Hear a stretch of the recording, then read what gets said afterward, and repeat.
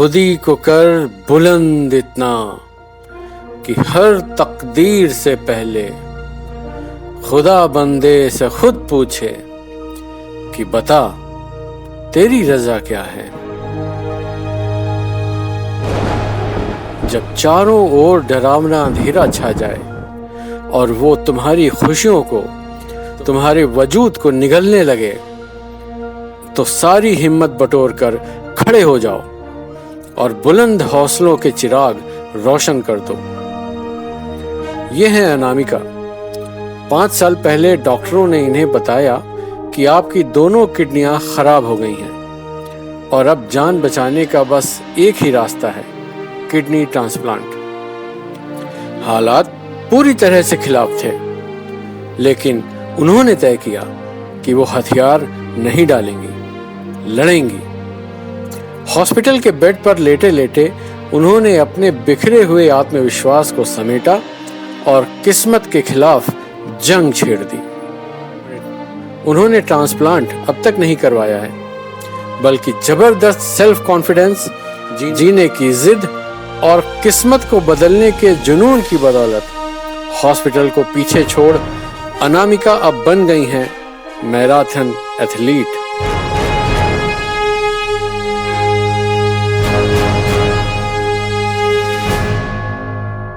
जिंदगी क्या है, इसको कैसे आप डिफाइन करते हैं? आपके अर्थों में जिंदगी क्या है, क्या लगता है? जब तक आप पॉजिटिव हैं लाइफ के प्रति, वो लाइफ है। और जब तक स्ट्रगल नहीं करेंगे तो लाइफ का मज़ा नहीं है। तो मैं कहूँगी समान ही है ज़िंदगी, स्ट्रगल और कहते नहीं सिक्के के दो पहलू, खुशी भी और गम भी। तो ये तो लाइफ है। आपके कितने बच्चे हैं अनामिका जी? 2 हैं। मुझे पता चला कि आपके किडनी में कुछ प्रॉब्लम्स हैं, तो आपको कब पता चला कि अब किडनी आपकी काम नहीं कर रही है या कुछ समस्याएं आई हैं? और आपने जब ये खबर आपको मिली, जाहिर सी बात है किसी भी परिवार के लिए बिल्कुल जैसे पहाड़ टूट पड़ने वाली बात है। आपने इसको कैसे, अपने आप को कैसे संभाला? एक तो ये कि पता कैसे चला, किस स्टेज में उसमें फैमिली की क्या पोजीशन थी, और आपने संभाला कैसे अपने आप को? एक्चुअली ये 2016 में अप्रैल की बात है। तो मुझे फ़ीवर आता था, शुरू में काफ़ी फ़ीवर आ रहा था, वीकनेस। तो मैं जिम वगैरह ज्वाइन करती थी, 2-2 घंटे जिम, वो मेरा छूट गया। ये प्रॉब्लम क्यों आ रही भी हो सकता है कि कुछ फ़ीवर है तो जॉइंटिस वगैरह ना हो या थायराइड ना हो, टाइफाइड वगैरह ना हो। टेस्ट कराए तो कुछ भी नहीं था, बट उन्होंने टेस्ट के टाइम ही बोला कि आपका हीमोग्लोबिन 6 है, एडमिट हो जाओ।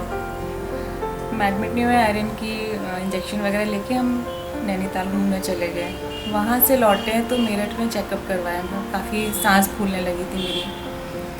जब अल्ट्रासाउंड और एक्सरे हुआ तो दोनों किडनी फेल और राइट लंग में मेरा पूरा पानी भरा हुआ था। साथ में टीबी भी थी मुझे। उन्होंने कहा यहीं ट्रांसप्लांट कर देते हैं।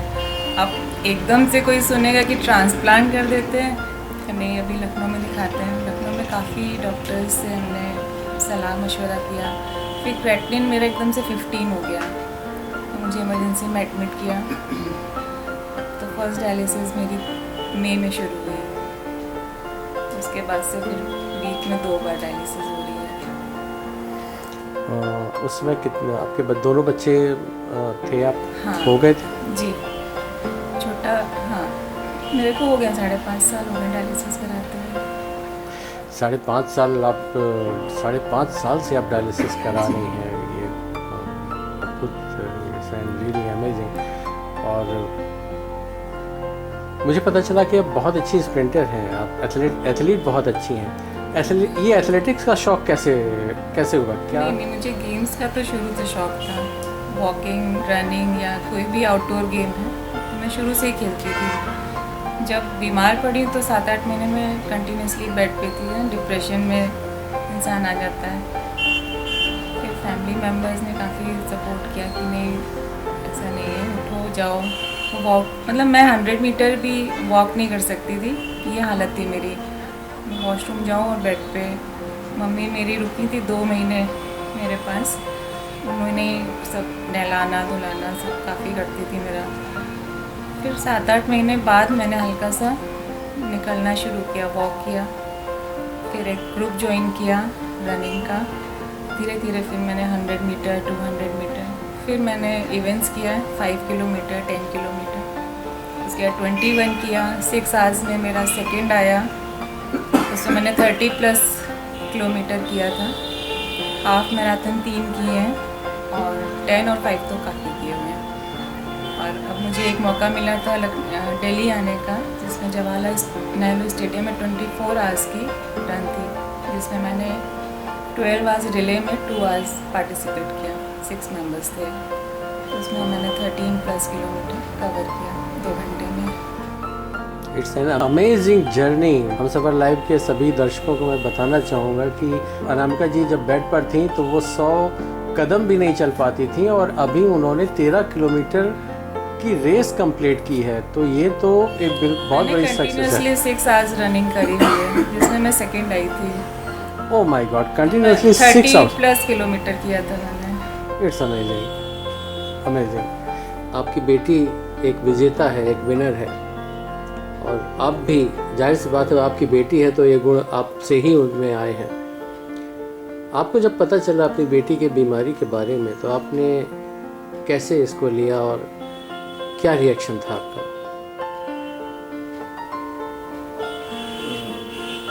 जो रिएक्शन होना चाहिए स्वाभाविक रूप से वही था, और बीमारी तो थी, गंभीर थी, लेकिन मैंने कभी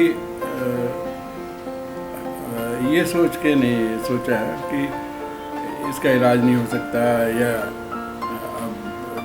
डिप्रेशन में कोई चला जाए, ऐसा नहीं है। इसका ये जो एनर्जी आपने अपने अंदर से ही इकट्ठा की, अपनी एनर्जी को, आपने बोला कि आप डिप्रेशन में चली गई थी। ये डिप्रेशन आज की तारीख में बहुत बड़ी समस्या है। हमारी सोसाइटी जो है, जाने ही नहीं चाहिए। ये डिप्रेशन में जाना आसान है, हर कोई चला जाता है, उससे बाहर नहीं निकल पाते लोग। आप डिप्रेशन से कैसे आप बाहर निकली, किन चीज़ों ने आपकी हेल्प की, प्लीज़ ये थोड़ा सा मैं चाहूँगा कि थोड़ा इलिबरेट करके बताएं। मेरे फैमिली मेम्बर्स, मेरे फ्रेंड्स, मेरा सर्कल बहुत अच्छा है ईश्वर की कृपा से। मुझे बहुत, मतलब सभी मुझे प्यार करते हैं, सभी की दुआएं हैं। मेरे मम्मी पापा, भाई बहन, बच्चे, हस्बैंड, दोस्त, इन सबसे मुझे बहुत सपोर्ट मिला। मेरा रनिंग का ग्रुप, तो मैं एक होती ना थिंकिंग पॉजिटिव हो गई, एकदम नेगेटिव से तभी मैं दूसरी दुनिया देखती हूँ अब। और जब देखती हूँ, अरे क्यों नहीं भाई, आप क्यों नहीं चल सकते, आप दौड़ नहीं सकते, आप चलो, कुछ नहीं रेंगो बट घर से निकलो। ये है मेरी थिंकिंग। ये बहुत ही अच्छी बात है। मैं अपनी वाइफ की बात करूं तो हर दिन वो डिसाइड करती कि अब मुझे 2 kg अपना वेट कम करना है। ऐसे बहुत सारे लोग हैं जो हर दिन डिसाइड करते हैं और YouTube पर 10-10 वीडियोस देखते हैं, लेकिन उनका वेट जो है 100 ग्राम भी कम नहीं होता। नहीं, आपका मोटिव वेट कम करना नहीं होना चाहिए। आपका मोटिव होना चाहिए कि आप घर के बाहर निकल के आप अपने बॉडी को 1 घंटा आधा घंटा दीजिए।